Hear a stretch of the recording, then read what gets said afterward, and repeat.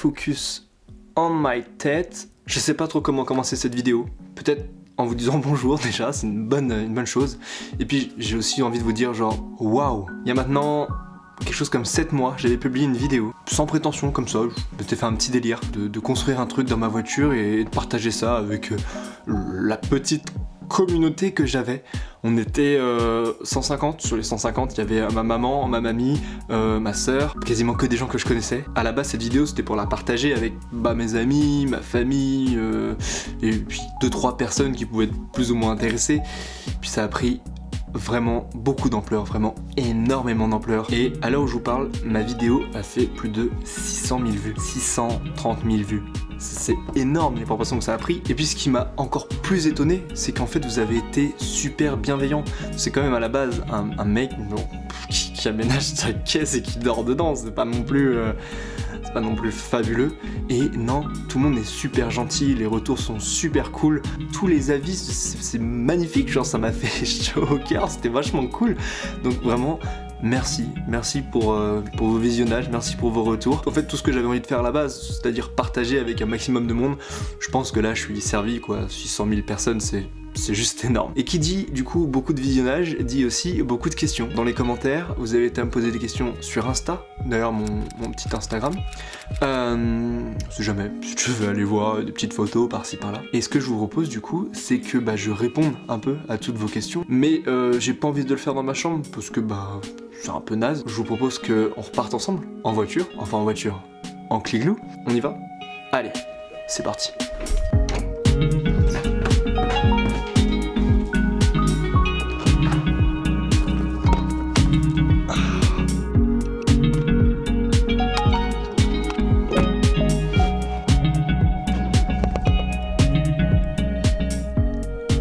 Avec la Cliglou, c'est généralement le même principe. J'ai pas de point de chute. En fait, faut dire que ma position géographique elle est assez avantageuse. J'habite dans la région parisienne et c'est assez central au niveau de la France. Du coup, je décide juste de partir vers le nord, le sud, l'est ou l'ouest, et puis je m'arrête quand j'ai envie de m'arrêter. Quand je vois des paysages comme ça, je me dis que c'est exactement pour ça que j'ai aménagé cette voiture. Et c'est dans ces moments-là que généralement je coupe le moteur. Ça y est, j'ai roulé 3 bonnes heures et demie, un truc comme ça, et je pense être arrivé face à mon petit paysage de ce soir. Bon, il y a un peu de vent, oula, il y a même un peu beaucoup de vent. On va se cacher. Et pourquoi il y a un peu de vent? Parce que je suis pas très loin de la mer, et je suis même face à un monument assez historique que je vais vous montrer tout de suite. Partir avec la Cliglou, c'est toujours un peu la même sensation. À la fois c'est stressant parce que tu sais pas où tu vas dormir, et puis à la fois c'est carrément excitant parce que tu peux te retrouver face à des trucs complètement nazes, complètement fous comme là où je suis ce soir. Ma petite voiture pour ce soir, juste là. Et si je me retourne en face,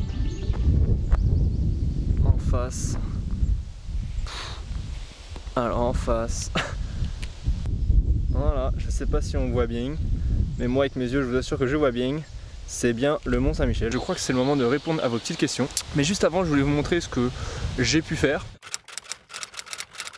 Bon, j'arrive à un moment de ma journée pas spécialement agréable. Tu connais ce stress sûrement positif mais qui t'attrape les tripes et qui te les retourne comme ça et tu n'as qu'une envie, c'est d'aller aux toilettes. Ben voilà, je vis à peu près ça là. Je suis pas le plus serein du monde, mais après ça va être bien. Après je pense que je vais kiffer hein, sur le moment, mais là pour l'instant je suis pas à l'aise et j'espère que le parachute va s'ouvrir.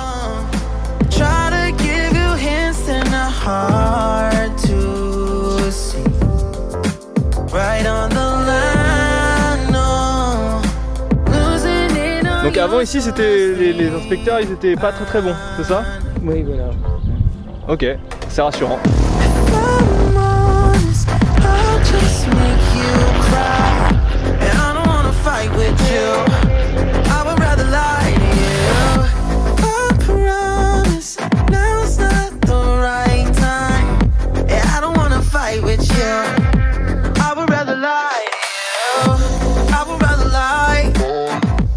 Wow, c'était le fire! C'était la première fois de ma vie et c'est juste génial déjà parce que tu vois tout le paysage, les sensations sont exceptionnelles et puis je suis pas trop les mots, je suis encore un peu sous adrénaline, mais franchement un moment de délice. Vos petites questions. qu'est-ce que vous m'avez demandé? Bon, je suis avec un micro cravate, c'est la première fois que je fais ça de ma vie. J'espère que ça va marcher, hein, parce que sinon vous n'aurez pas le son, ce serait embêtant. Alors pour commencer, il faut savoir que j'ai fait quelques modifications par rapport à la dernière vidéo, donc il y a 7 mois. La première modification que j'ai faite, c'est mes cheveux. La deuxième modification super importante que j'ai réalisée, c'est qu'en fait, j'ai réduit la taille du coffre. En fait, il y avait un niveau en plus, sauf que comme vous l'avez bien fait remarquer, on avait l'impression que j'étais un peu dans un corbillard. Et moi, c'est vrai que c'était pas très agréable parce que j'avais la tête vachement proche du plafond. Et je perdais énormément de place dans ce coffre parce qu'en fait, je le remplissais pas jusqu'en haut. Donc ce que j'ai fait, c'est que je l'ai réduit d'une dizaine de centimètres. Comme ça, je gagne ces 10 cm avec le plafond, ce qui est beaucoup plus simple pour m'insérer parce qu'avant, c'était très compliqué. On se rappelle. Et en fait je perds quasiment pas de place parce que là le coffre il est plein, mais avant il n'était pas plein, donc voilà. La deuxième modification que j'ai apportée, c'est que à l'avant, pour remettre les pieds, j'avais mis que des pieds sur le siège droit. Et sur le siège conducteur, il n'y avait pas de pieds.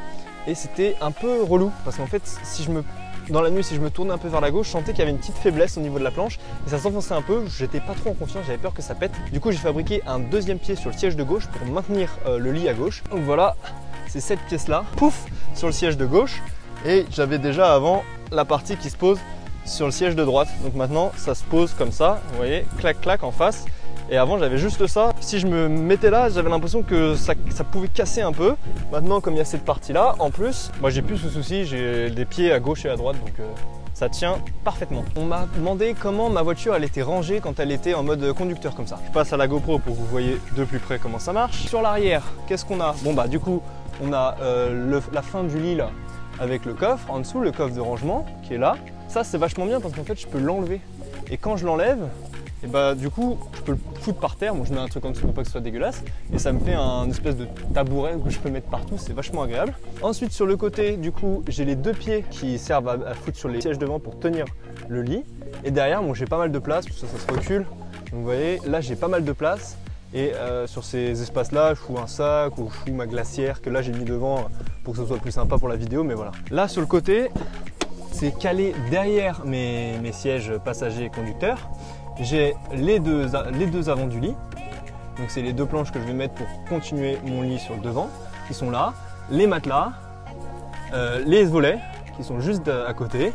Et puis derrière, les oreillers, le duvet. Donc en fait tout le bordel, il est calé entre le parquet qui est là, que j'ai pété d'ailleurs, bien joué Morgane, et les sièges. Et en fait, bon là les sièges ils sont un peu avancés, mais quand je suis en mode conducteur, je recule les deux sièges et ça tient tout, il n'y a rien qui bouge.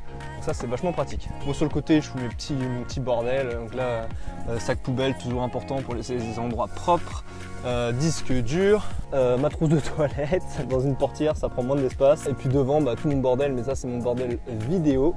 Après vous avez été nombreux à me demander comment j'avais fabriqué mes volets, où est-ce qu'on pouvait les acheter, où est-ce que ceci, où est-ce que cela. Et bah je vais peut-être vous en décevoir certains, mais on peut pas les acheter parce que je les ai tout fabriqués sur mesure. Donc comment sont faits mes volets? Je vais prendre le plus petit, mais ils sont tous faits pareil. J'ai acheté une matière, comment ça s'appelle?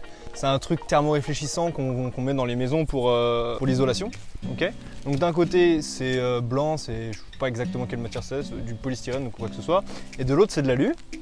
Et en fait je les ai découpés à la forme de chaque fenêtre. Alors pour faire ça j'avais pris un patron avec du carton pour pas me rater 12 fois sur le truc. J'avais d'abord foutu un vieux carton que j'avais découpé au cutter tout le long de mes fenêtres. Une fois que j'avais tous mes patrons de tous mes trucs, je les ai découpés du coup dans cette matière qui coûte relativement cher. C'est pour ça que j'avais pas envie de me rater. Ça, qu'est-ce que c'est? C'est des couvertures d'avion que j'ai emprunté de manière indéfinie et je les ai pareil coupés à la bonne dimension, puis je les ai agrafés tout autour pour que ça fasse plus sympa parce que c'est la partie qui est à l'intérieur. Donc du coup moi j'avais pas spécialement envie de voir le truc blanc en polystyrène et puis ça allait un peu s'abîmer. Au moins le tissu il s'abîme pas, il n'y a pas de souci. Et ensuite ça c'est des ventouses que j'ai acheté je crois 50 centimes pièce. Donc voilà, je les ai, hop, ça se dévisse en fait tout simplement. Une rondelle d'un côté, une rondelle de l'autre côté pour pas éclater mon truc.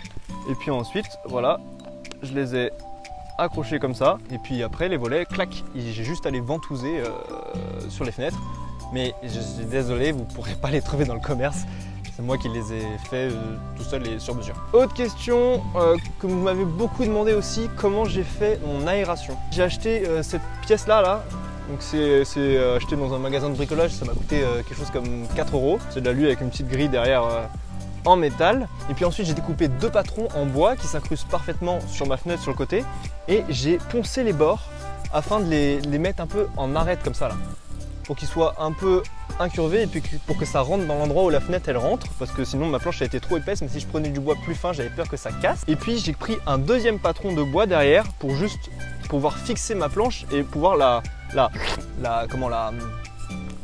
veut rien dire là, la bloquer du coup entre ces deux planches de bois. Et puis voilà, en fait c'est tout. Donc pour l'aération, je vous remontre, hein, il fallait descendre la fenêtre là comme ça, la faire glisser comme ça à l'intérieur, et puis après clac, juste à la pousser vers le haut.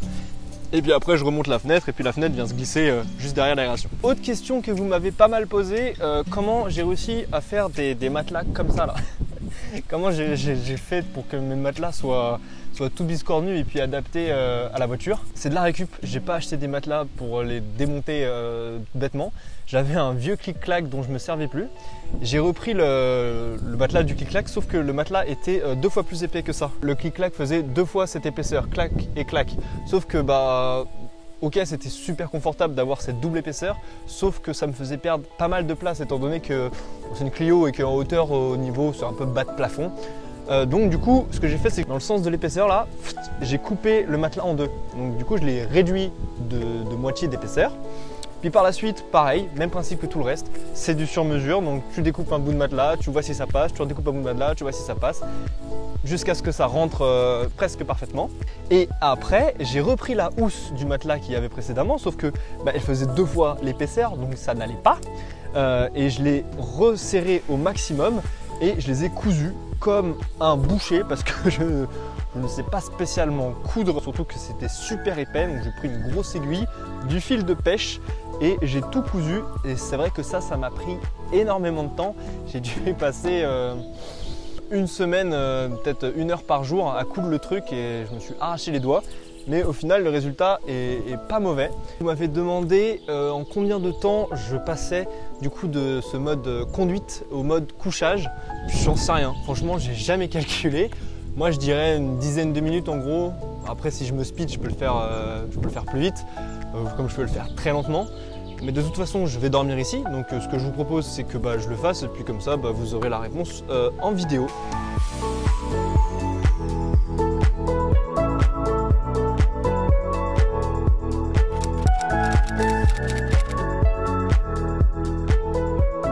Et puis la dernière question qui m'a beaucoup été posée, c'est est-ce qu'on peut avoir les plans? Eh bien non, non, vous n'aurez pas les plans. Non pas que je suis méchant et que je ne veux pas vous donner les plans, parce qu'au contraire, si vous pouvez faire la même chose, c'est avec grand plaisir, mais c'est plus parce que je n'ai pas de plan. Comme je vous l'ai expliqué tout au long de la vidéo, tout a été fait sur mesure et j'enlevais centimètre par centimètre. À la base, j'avais juste des planches et je faisais au fur et à mesure. Et du coup, j'ai jamais fait de plan. J'ai improvisé et puis je faisais en sorte que ça colle avec ma voiture, donc j'ai pas de plan. Mais ce que je peux faire, c'est que je peux vous donner un peu les dimensions, les mesures. J'ai 1 mètre. S'il y a des grands malades comme moi qui ont envie de refaire une Kliglou, eh bien vous aurez les mesures et puis bon courage parce que ça m'a pris pas mal de temps quand même. Le coffre en bas fait 50 par 80 sur 20 plus les 2 cm de couvercle. Les 2 planches de devant font 123 de longueur par 40 sur leur plus grande largeur. Celle de droite est quasiment entière. Celle de gauche, elle est un peu tronquée sur un côté pour faire passer le siège, mais sur sa plus grande longueur, 40. Donc en gros, le lit de sa plus grande largeur en haut fait 80, 40 plus 40. De sa plus petite largeur en bas, il fait 50. Il se ferme un peu comme ça. En longueur, il fait 123 plus 80, si je me rappelle bien. Donc en gros 2 mètres quoi. J'ai un lit quand même assez conséquent, 2 mètres sur 80 et puis 50 en bas, juste pour mes pieds, parce que c'est là où je mets mes pieds. Largement suffisant pour ma taille. Les 2 pieds de devant, ça sert pas à grand chose que je vous donne la mesure. Bon, allez, je vous donne la mesure. Ça fait 17,5 de hauteur. Mais ce que je vous disais, ça sert pas à grand chose d'avoir cette dimension parce que les sièges, ils se remontent ou ils se rebaissent. Donc je pose mes 2 pieds de devant et ensuite je remonte le siège et je viens de le caler. Dès qu'il arrive sur la planche, j'arrête de remonter mon siège et je suis à la bonne hauteur, quoi. Bah voilà, je pense que j'ai répondu à la majorité de vos questions, enfin du moins celles que j'ai vues énormément sur mon Insta et sur les commentaires YouTube. Je vous remercie encore, merci beaucoup pour tous les visionnages et tous les partages et puis tous vos commentaires super cool que j'ai pu voir sur cette vidéo. N'hésite pas à mettre un j'aime, ça fait toujours plaisir. Tu peux aussi me suivre sur Instagram, je mets pas mal de petites stories, pas mal de vidéos. Même si c'est pas toujours de la cliquebou, il y a des trucs des fois un peu marrants, enfin moi je trouve que ça me fait rire. Et puis je t'invite aussi à t'abonner à la chaîne parce que je pense qu'il y aura d'autres vidéos, surtout d'autres vidéos de ce genre parce que cette voiture elle a que 100 000 km et du coup elle n'a pas fini de rouler. On se dit à la prochaine en France ou je sais pas encore où dans le monde. Allez, salut!